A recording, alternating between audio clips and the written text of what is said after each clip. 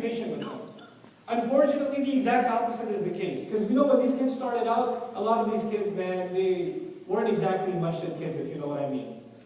Right? Their pants were a little too many sizes bigger than their actual waist, and you know their speech wasn't exactly very appropriate for the house of Allah. So when they first came, what reaction did we get from the elders? Astaghfirullah, you know, get them out of here. But then over time, when these kids start maturing, they're the ones that Fajr Salah.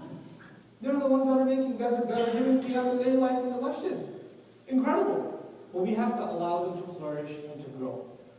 If we don't do this, if we don't give our children friends, then human nature, they will make friends. You can't avoid that. Where are they going to make friends if we don't give them friends? At school. They're not going to make friends with you, the parents, because you're kind of out of touch. So they can't talk to you about stuff, they're going to talk to their friends about it. And when they become friends with their non-Muslim peers, you know, one of the words used for friends in Quran is bitana. Bitana is secret keeper. When you have a really close friend, you share information with them that you wouldn't share with anybody else. Right?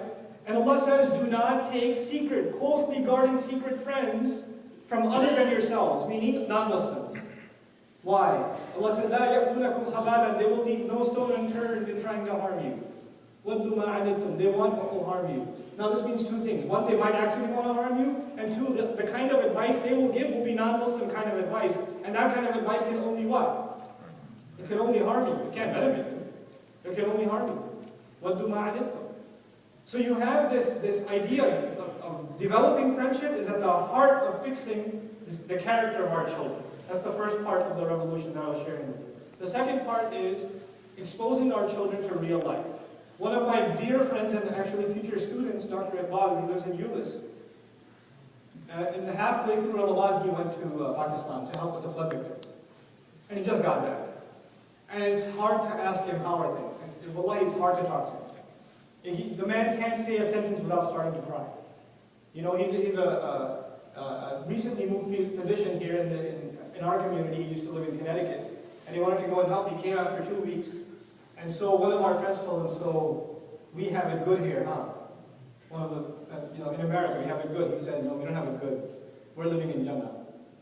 Compared to what these people have, we're living in Jannah. The reason I brought this tangent up is our children are living in a very sheltered, very privileged lifestyle where they don't get to see the reality of life much.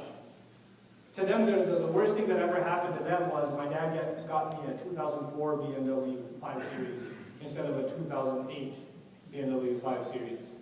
And I'm suicidal, so I listen to emo music now. Or emo or Elmo or emo, what is it? I keep mispronouncing it. You know, so they're living this like privileged lifestyle where, you know, your children will pout and cry all night because you didn't let them go on the sleepover. Right? Something pathetic like that. They don't see life. I'm saying a Sunday school where we take our children to the homeless shelter. We let them see what life is like. You know, we show them people who are going through difficulty. We give them a taste of reality. We take them to the hospital, the senior citizens home. You know, people that are this close to death. And show them how to serve humanity as well. Why? Because these things make you into a decent human being. With the privileged kind of lifestyle we live, you know, the only thing we see, even if we see human tragedy, it's behind the screen. You know? So we don't really connect to it in a human kind of way. We can just change the channel. Right? But we don't connect with humanity in this way, which is making us less human and our children certainly less human also. So that's the second part of our Sunday school revolution. Just connecting them to humanity at large. It's a very big problem. It's a very, very big problem. Here's the last thing I want to share with you about, you know, just the education of our children, inshallah ta'ala. I'm done. Is that our kids are living in times where Islam, there's no mystery, Islam is under attack. It's not a mystery.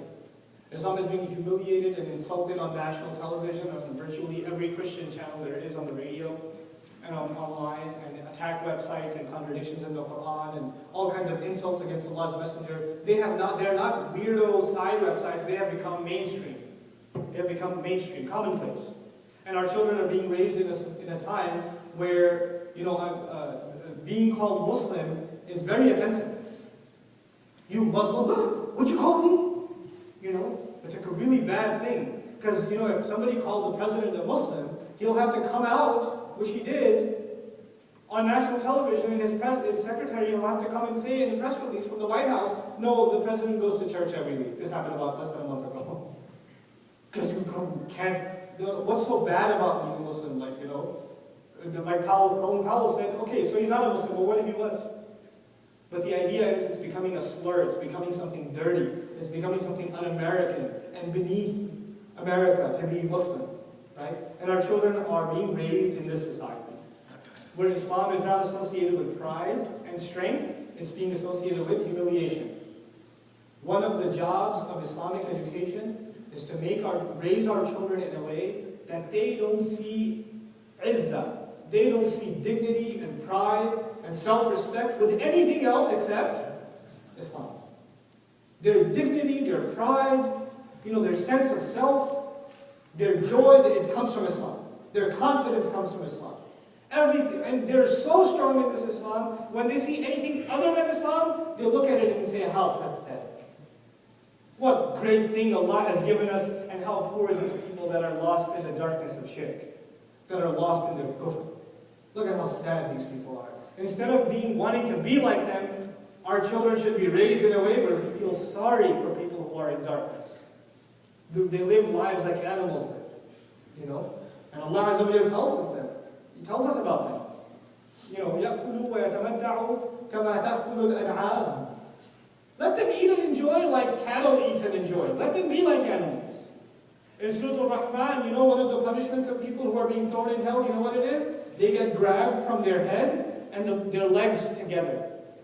So you know, have you ever seen like slaughtered animals? They skin the animal and they tie the legs and the front of it together and they throw it into a fire, like they broil it like that? That this is the way to grab animals when they're being openly barbecued. Ash-Shawkani rahimahullah said, people that go to hellfire are being treated like animals because they live like animals in this world. That's why Allah is treating them like animals in the next life. So when our kids see that, they should see that as, oh, pathetic.